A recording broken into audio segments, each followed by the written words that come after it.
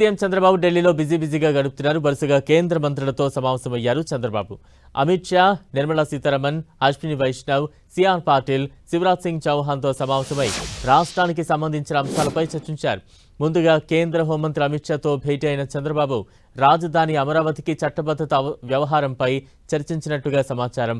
ఇప్పటికే పార్లమెంట్లో బిల్లు పెట్టాలని కేంద్రం నిర్ణయించగా దానికి సంబంధించిన అంశాలపై చర్చలు జరిపినట్టు తెలుస్తోంది. బడ్జెట్ రెండో దశ సమావేశాల్లో బిల్లు పెట్టాలని అమిత్ షాను సీఎం కోరినట్లు తెలుస్తోంది.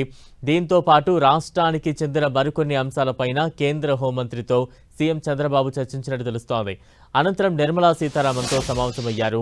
కేంద్రం నుంచి ఏపీకి రావాల్సిన నిధులు, వివిధ ప్రాజెక్టులకు అనుమతులు తదితర అంశాలపై చర్చించారు.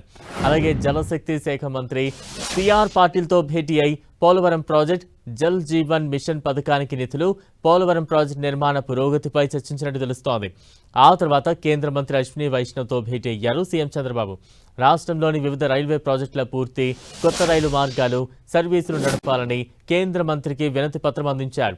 ఇటీవల బడ్జెట్లో ప్రకటించిన హైదరాబాద్ బెంగళూరు, హైదరాబాద్ చెన్నై, చెన్నై బెంగళూరు హైస్పీడ్ రైలు కారిడార్ల గురించి భేటీలో ప్రస్తావించినట్టు సమాచారం. కేంద్ర వ్యవసాయ శాఖ మంత్రి శివరాజ్ సింగ్ చౌహాన్తో సమావేశమయ్యారు CM Chandrababu.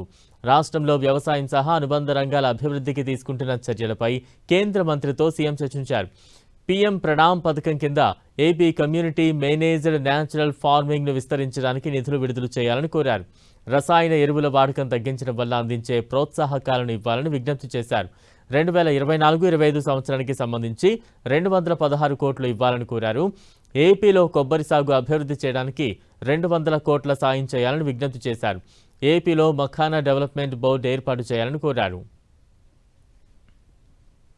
Andhra is very strong in agriculture.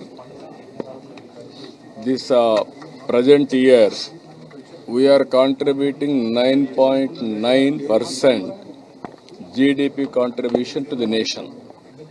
One state is contributing. This is the biggest contribution.